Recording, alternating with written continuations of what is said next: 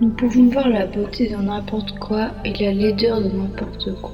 La vraie question est, qu'est-ce que vous choisissez de voir ?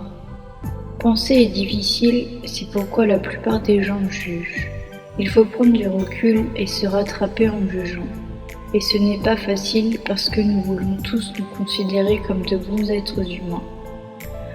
Mais vous devez prendre possession de votre jugement.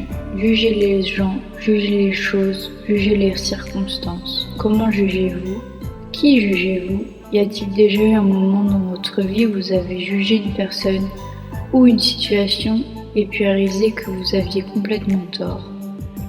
Je pense que nous avons tous eu cette expérience. Nous ne devrions jamais juger une personne ou une situation où il n'y a pas de fait.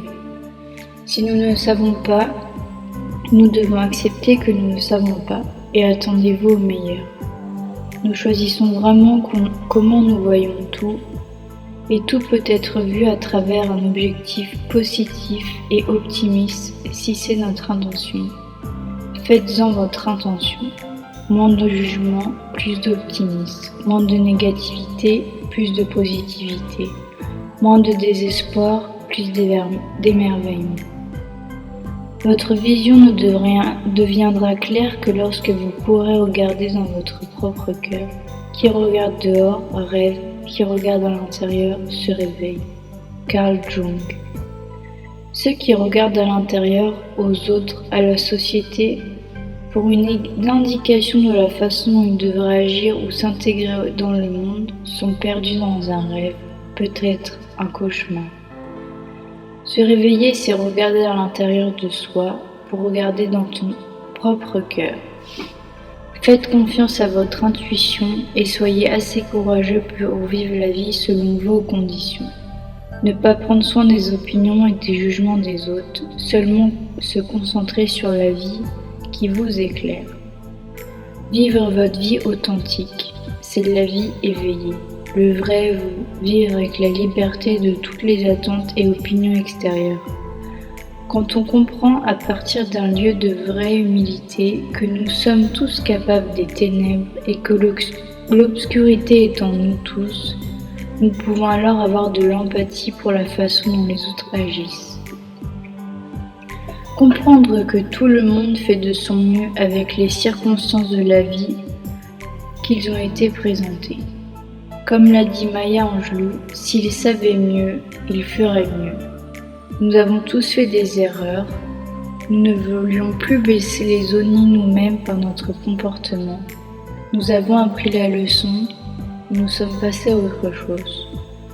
Pour la plupart des gens, l'obscurité ne traîne pas longtemps, mais cela devrait nous donner un peu de compassion pour les autres, sachant que même nous avons fait des erreurs, personne n'est parfait, et peut-être avec les mêmes circonstances de vie, nous ne serions pas mieux que l'autre. Peut-être que si nous passions par ce qu'ils ont vécu, nous n'aurions pas les outils pour faire mieux qu'eux, mais il ne s'agit pas de tolérer tout type de comportement. Tout ce qui nous irrite au sujet des autres peut nous guider à nous comprendre nous-mêmes. Carl Jung. Tout ce qui irrite dans un autre est probablement en vous ou dans votre ombre. Ce sont les choses que nous craignons le plus de sortir de nous-mêmes. C'est comme un miroir de notre propre personne. Ce qui vous irrite chez les autres peut vous apprendre des choses sur vous-même. Faites attention à ces choses dans d'autres qui vous irritent. Peut-être il y a quelque chose que vous pouvez travailler sur vous-même. Là où l'amour règne, il n'y a pas de volonté de pouvoir. Là où le pouvoir prédomine, il manque l'amour. L'un est l'ombre de l'autre. Carl Jung. Et à quel point avons-nous besoin de plus d'amour et moins de puissance dans le monde d'aujourd'hui ? La recherche sans fin du pouvoir et du contrôle est due à un manque d'amour, un manque de connexion et d'empathie pour les autres. Demandez-vous comment vous pouvez laisser aller de votre propre besoin de puissance et de contrôle, même un peu, et comment vous pouvez apporter plus d'amour et de compassion, de compréhension et de dons dans votre propre monde. La création de nouvelles choses n'est pas accomplie par l'intellect, mais par l'instinct de jeu agissant à partir de la nécessité intérieure. L'esprit créatif joue avec les objets qu'il aime. Carl Jung.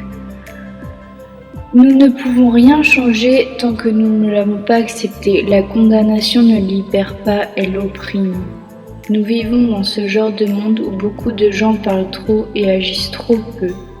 Comme Jung dit, vous êtes ce que vous faites, pas ce que vous dites ou ce que vous allez faire. Vous n'avez pas besoin de dire au monde ou de dire à qui que ce soit quels sont vos plans. Vous pouvez les monter avec vos actions et vos résultats. C'est finalement ainsi que nous sommes tous jugés de toute façon, sur la façon dont nous nous montrons tous les jours. Qui nous sommes égale ce que nous faisons. Moins parler, plus d'action, laissant derrière nous le besoin de validation et d'être qui nous avons l'intention d'être. Faire ce que nous voulons faire et laisser les bonnes personnes se présenter grâce à ces choix.